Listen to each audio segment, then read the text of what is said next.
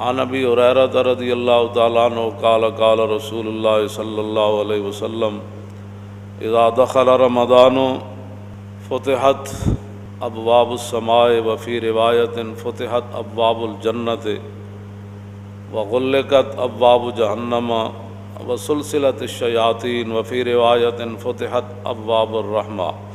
حضرت ابو ہریرہ کہتے ہیں کہ نبی علیہ الصلوۃ والسلام نے فرمایا کہ جب رمضان المبارک داخل ہوتا ہے یعنی شروع ہوتا ہے تو پھر آسمان کے دروازے کھول دیے جاتے ہیں،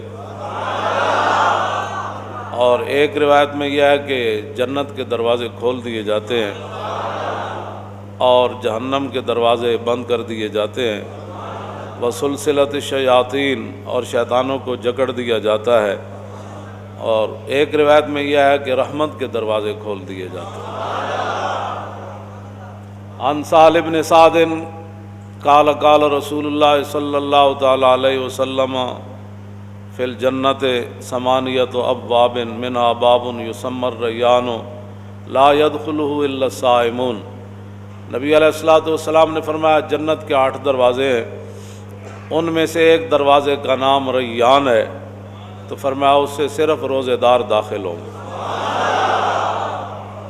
عن ابی ہریرہ رضی اللہ تعالیٰ عنہ قال قال رسول اللہ صلی اللہ تعالیٰ علیہ وسلم من صام رمضان ایمانا واحتسابا غفر له ما تقدم من ذنبه ومن قام رمضان ایمانا واحتسابا غفر له ما تقدم من ذنبه ومن قام لیلۃ القدر ایمانا واحتسابا غفر له ما تقدم من ذنبه۔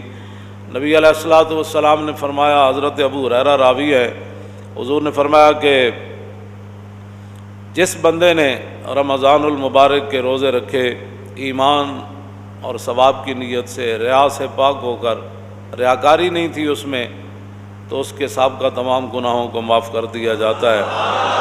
اور نبی علیہ الصلوۃ والسلام نے فرمایا کہ جس آدمی نے نماز تراویح پڑھی یعنی رمضان المبارک کی راتوں کو قیام کیا، تو حضور نے فرمایا کہ ایمان اور ثواب کی نیت سے غفر له ما تقدم من ذنبه، اس کے بھی تمام گناہوں کو معاف کر دیا جاتا ہے۔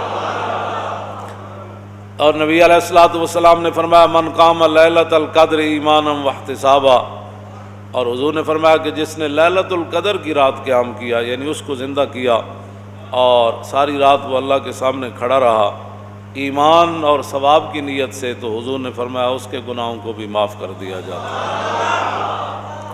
جو نبی علیہ الصلوۃ والسلام مبارک تقریر فرماتے تھے نا، انس بن مالک کہتے ہیں کہ کلما خطبنا رسول اللہ صلی اللہ تعالی علیہ وسلم الا قال لا ایمان لمن لا امانۃ لہ ولا دین لمن لا عہد لہ۔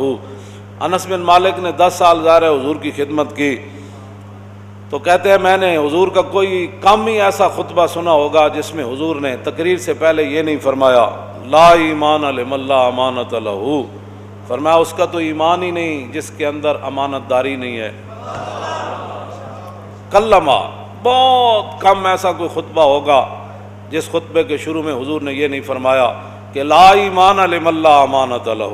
امانت وہ حکمرانوں کے پاس ہو، وہ مولویوں کے پاس ہو، حافظوں کے پاس ہو، وہ قاریوں کے پاس ہو، وہ محدثین کے پاس ہو، وہ صوفیوں کے پاس ہو، وہ غوثوں کے پاس ہو، وہ عوام کے پاس ہو، وہ باپ کے پاس ہو، وہ ماں کے پاس ہو، جس کے پاس بھی جو امانت ہے، یہ مراد نہیں ہے کہ صرف حکمران اس سے مراد ہے۔ ہاں، جو امانت اللہ نے، حضور نے فرمایا یہ بچے تمہارے لیے امانت ہے۔ چھوٹی عید کے خطبے میں حضور نے فرمایا کہ یہ اولاد جو ہے تمہاری امانت ہے تمہارے پاس۔ کیا مطلب؟ دین کی طرف لگانا، کل اس امانت کے بارے میں بھی تم سے پوچھا جائے گا۔ حضور نے فرمایا لا ایمان لمن لا امانۃ لہ، اس کا تو ایمان ہی نہیں جو امانت دار نہیں، ولا دین لمن لا عہد لہ، اور فرمایا جو وعدے کا پاسداری نہیں کرتا اس کا تو دین ہی کوئی نہیں۔ انجاب حضور کا خطبہ کیسے ہوتا، آگے ذرا تھوڑی سی میں تاکہ وضاحت اور کر دوں۔ عن جابر ابن عبداللہ قال کان رسول اللہ صلی اللہ تعالی علیہ وسلم اذا خطب احمرت عیناہ وعلا صوتہ واشتدت غضبہ کانہ منذر جیش یقول سبحکم ومساکم۔ جابر بن عبداللہ کہتے ہیں کہ جب نبی علیہ الصلوۃ والسلام خطبہ ارشاد فرماتے، حضور تقریر فرماتے، تو حضور کی مبارک آنکھیں سرخ ہو جاتی، تقریر تو وہ ہوتی ہے. پھر اور کیا ہوتا؟ وَعَلَىٰ صَوْتُهُ، حضور کی آواز مزید بلند ہو جاتی. وَاشْتَدَّتْ غَضَبُهُ، حضور کا جاہ و جلال اس کے اندر اور اضافہ ہو جاتا. جیسا کہ نبی علیہ الصلوۃ والسلام ایک ایسے لشکر سے ڈرا رہے ہیں کہ جو لشکر صبح حملہ کرنے والا ہے یا شام کو حملہ کرنے والا ہے. ایسی تقریریں جس سے قوم جو ہے وہ پہلی بھیڑ ہے تو اور اس کو بھیڑ بنا دیا جائے. او جی مولانا اسلام تو بڑے امن کا درس دیتا ہے. میں نے کہا ہومن امام الانبیاء، ہومن محبوب رحمت للعالمین، خیمہ افلاق کا استادہ جنہاں دے نام نال کھڑا ہے تے او تقریر فرمان تے انہاں دی مبارک اکھاں سن. مولانا تھوڑی امن سے بات کریں، آپ کو پتہ نہیں ہے اسلام امن کا درس دیتا ہے. میں کہو جنہاں دین دیتا انہاں دیاں تے اکھاں سرخ ہو جاندیاں تھا. انہاں دی مبارک اکھاں دے تو کوئی قیمت ہی کوئی نہیں نا. وَعَلَىٰ صَوْتُهُ، حضور کی آواز پہلے سے زیادہ بلند ہو جاتی. حالانکہ نبی علیہ الصلوۃ والسلام کی مبارک آواز میں اللہ نے یہ معجزہ رکھا ہے کہ جس طرح قریب والے کو حضور کی مبارک آواز سنائی دیتی، اس طرح 1,24,000 میں سے جو آخری صحابی بیٹھے تھے نا عرفہ کے میدان میں، جس طرح قریب بیٹھے صدیق اکبر کو آواز آ رہی تھی، اسی طرح آخری صحابی کو بھی ایسے آواز آ رہی تھی. تو میرے آقا و مولا کی مزید آواز بلند ہو جاتی. وَعَلَىٰ صَوْتُهُ، اور وَاشْتَدَّتْ غَضَبُهُ، اور حضور کے جاہ و جلال میں اور سختی آ جاتی.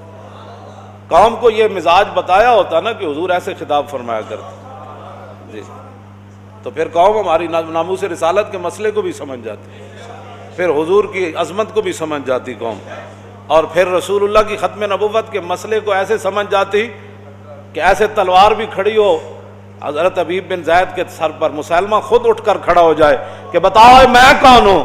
فرمایا تو کون ہے؟ رسول تو رسول اللہ ہی ہے. تو کون ہے؟ کیا باتیں کرتا ہے؟ تو کون ہے؟ رسول تو رسول اللہ ہی ہے. تو کون ہے؟ ایسے جاہو جلال سے تقریریں ہوتی نا ختم نبوت پر. تو پھر حضور ظاہر بات ہے حضور وضو کے بھی مسائل بتاتے تو حضور کا اس وقت بھی انداز پھر. عن سلمان الفارسی قال خطبنا رسول اللہ صلی اللہ تعالی علیہ وسلم فی آخر یوم من شعبان. حضور نے، سلمان فارسی کہتے ہیں کہ حضور نے شعبان کے آخری دن یہ ہمیں خطبہ ارشاد فرمایا. کیا فرمایا؟ فقال یا ایھا الناس قد اظلکم شہر عظیم شہر مبارک شہر فیہ لیلۃ خیر من الف شہر. شعبان کی آخری تاریخ کو حضور نے ہمیں خطبہ ارشاد فرمایا. تو اس خطبے کا انداز بھی تو یہی ہوگا نا، قد اظلکم شہر عظیم، ہاں جی شہر مبارک. اس طرح ہی حضور نے فرمایا ہوگا نا تمہارے پاس بھائی بڑا عظیم مہینہ آنے والا ہے، بڑی برکت والا مہینہ آنے والا ہے، اور ایسا مہینہ آنے والا ہے جس کی ایک رات 1000 مہینوں سے افضل ہے.